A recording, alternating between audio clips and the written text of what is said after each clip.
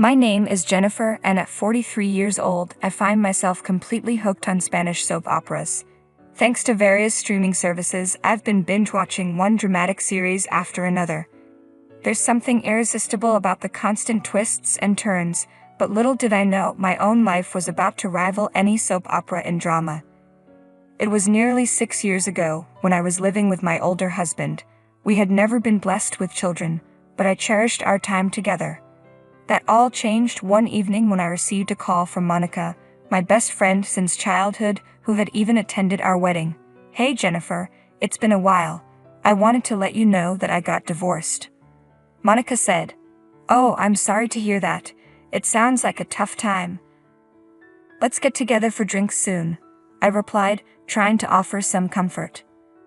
When I got home, I was about to tell my husband about Monica's news, but he surprised me by saying, "I know Monica's divorced." I was taken aback. "How did you know about that?" "I haven't mentioned it to you yet." He looked at me with an expression that suggested he was piecing something together. "I think I overheard something," he said, though his vague explanation left me puzzled. I shrugged off the confusion and told him, "Yes, Monica is divorced. We're planning to meet up for drinks soon."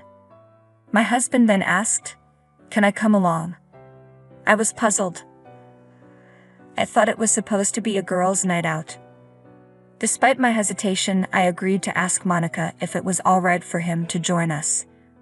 To my surprise, Monica responded enthusiastically, "Sure, let's all go out for drinks together."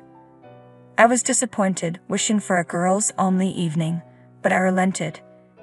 In the end, the three of us, my husband Monica, and I, met up for drinks. The night turned out to be quite enjoyable. Monica vented about her ex-husband's shortcomings, and we all shared laughs over her stories. It felt like we were having a great time, but when I excused myself to use the restroom and returned, I was taken aback by the sight of Monica and my husband gazing deeply into each other's eyes and engaged in a conversation that seemed a bit too intimate. A knot formed in my stomach as I took in the scene. The evening had started off as a simple gathering, but now I couldn't shake the uneasy feeling that something was amiss. Couldn't shake the feeling that something seemed too intimate between them. They hadn't seen each other since our wedding, so how did they become so chummy after just a few drinks? It felt like I was intruding on a date between two people who were clearly more than just old friends. When I returned to my seat, they had resumed their normal demeanor, acting as if nothing had happened. I wondered if I was overreacting, but the uneasy feeling lingered. As the evening drew to a close, I decided it was time to settle the bill and leave. Monica was quite drunk, and my husband casually mentioned, "I'll take her home." His nonchalant attitude caught me off guard. "I'm going to take her home" sounded more like a command than a suggestion, as if he was deciding on his own. I protested, "I'm not as drunk as she is, but I've had a few drinks too. Besides, I'm your wife. It's too late for her to be alone, and she's in no condition to get home safely." He insisted, "You take a cab and go home yourself. She's fine. I'll make sure she gets home." I was taken aback. "If you take her in a cab, she'll go straight to her apartment, won't she? I'm worried she won't make it on her own." I knew Monica was living alone, and it was possible she had mentioned this while I was in the restroom. The discomfort I felt quickly turned into disbelief. "Fine then. I'll go home myself," I said. I left them at the restaurant, feeling a mix of unease and determination. As much as I didn't want to leave Monica alone with my husband, I realized it might be more useful for me to return home and investigate their relationship. Once I arrived home, I headed straight to my husband's study. A room that wasn't a bedroom, but a private space where he might keep important information. As I searched through the room, I realized that if I could find answers in Monica's house, it would be quite an invasion of privacy. Still, the conflict in my mind was overwhelming. While rummaging through the shelves, I stumbled upon a basic photo album, one I didn't recall seeing when we moved in. With a sinking feeling, I began flipping through the pages. I should have stopped, but it was too late. The album was filled with photos of my husband and Monica, both beaming with happiness. Judging by Monica's hairstyle and the way my husband's clothes looked, it was clear they had been meeting secretly for years, possibly since shortly after our marriage. They had been involved in an intense relationship for over a decade. The shock and the combination of my hunger and alcohol left me feeling nauseous. I rushed to the bathroom, barely making it before I began to throw up. Just as I was trying to compose myself, my husband came home. "Oh, you're throwing up? Did you drink that much?" he'd asked, rubbing my back. I snapped, "Don't touch me," and slapped his hand away. "Just wait a second. I need to get some water." He seemed to think I was too drunk to know what was going on. "Yes, I know who you are," I said bitterly. "I just hate you right now. I wish I could get so drunk I'd forget how much this hurts. Wait here. We need to talk," he said, clearly trying to lighten the mood with a laugh.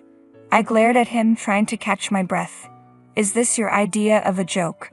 Are you trying to make light of the situation because I'm upset about you dropping her off?" He shrugged, seemingly unaware of the gravity of the moment. "Well, let's adjust the tone then. First question. What's this picture about?"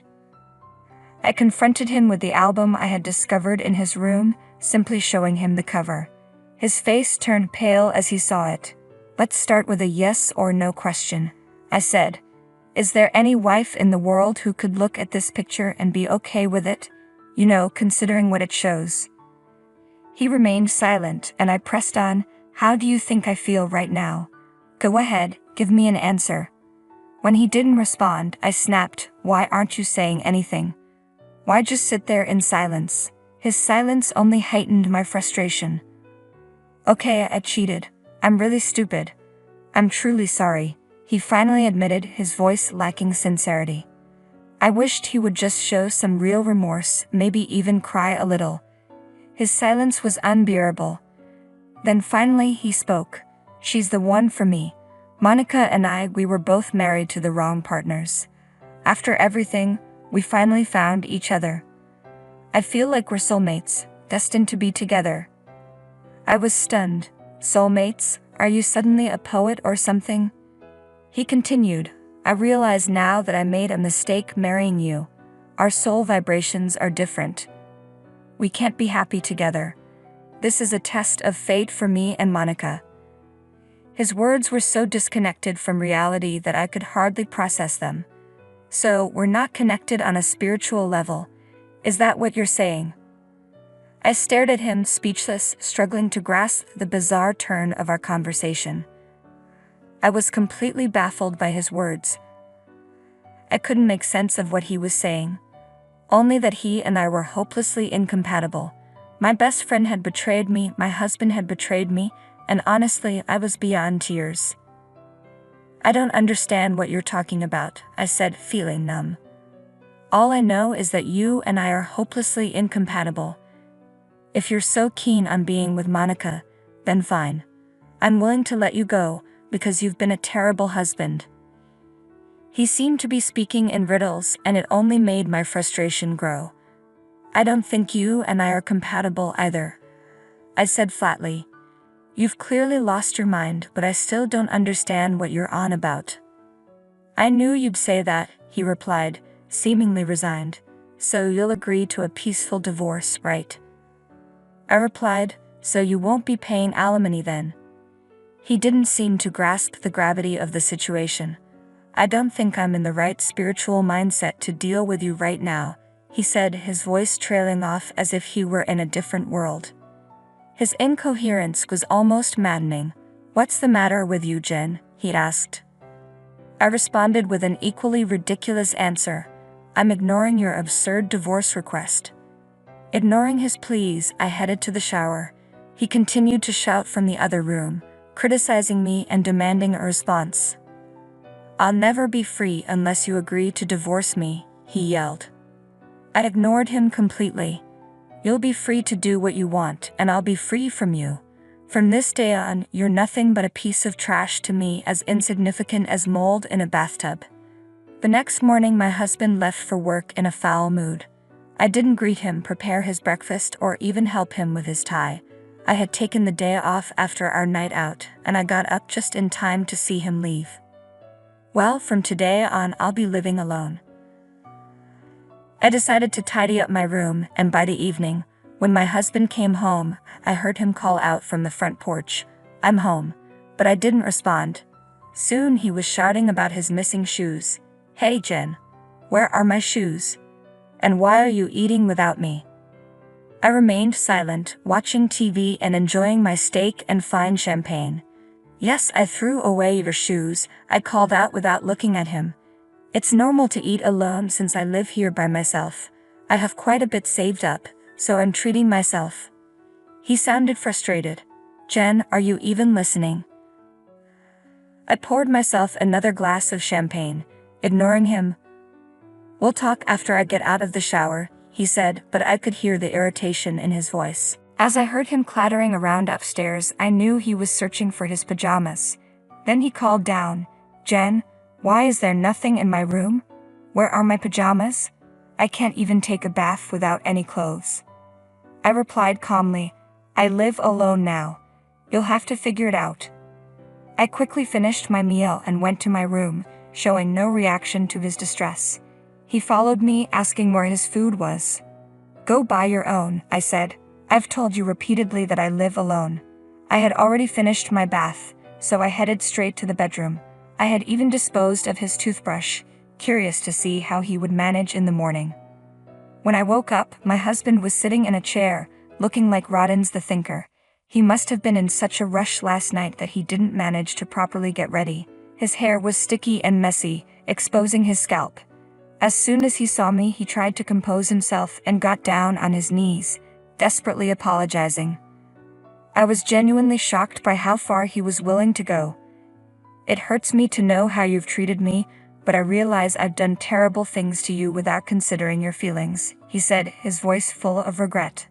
"I'm sorry for that." His apology was exactly what I needed to hear, but I didn't respond. "I want us to start over," he added, hoping for a second chance. I was stunned into silence. I gave him a look of sheer disgust. No, I said. "I can't live with someone who is spiritually lost, cheats, and causes so much trouble." His shock was palpable. "You don't like that?" he asked, clearly taken aback. "Think about what you did," I said coldly. "Say something if you have a clue." He pleaded, "I'll do whatever you say." I knew he was falling back on his usual tactics. Promises and material gifts whenever we had a fight. But this time I was prepared.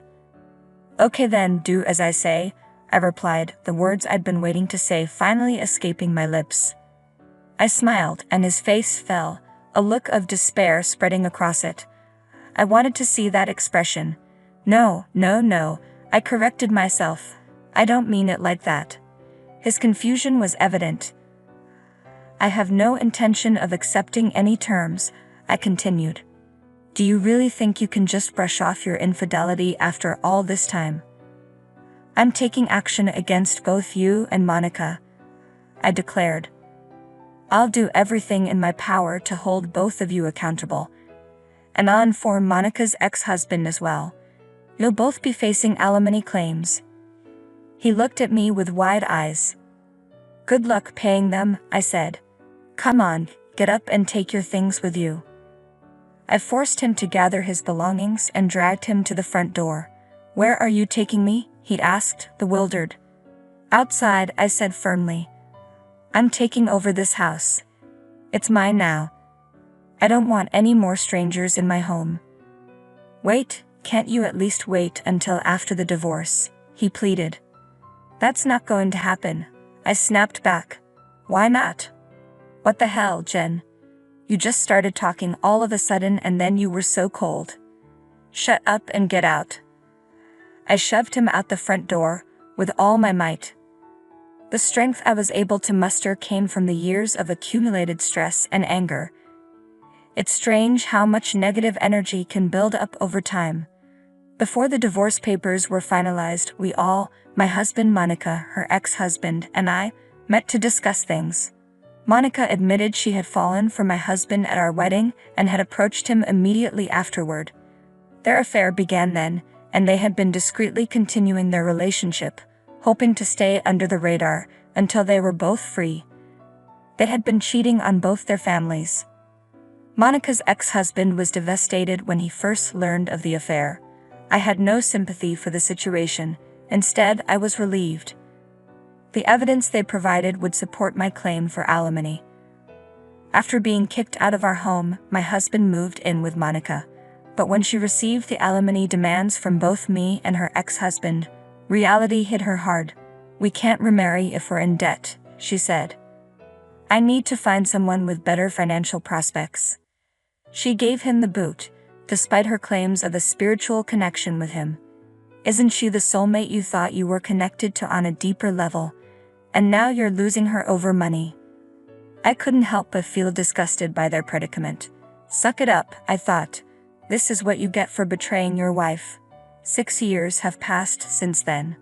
While I was paying alimony, my ex-husband retired and had to spend most of his retirement funds on those payments. He still struggles, and Monica's situation isn't any better. She's living in tough conditions, having exhausted her savings on alimony, and no man would want to remarry her in her current state. As for me, I've been earning well but haven't done anything special with my money except focus on work. Life is unpredictable, so I'm trying to live modestly and do what I enjoy.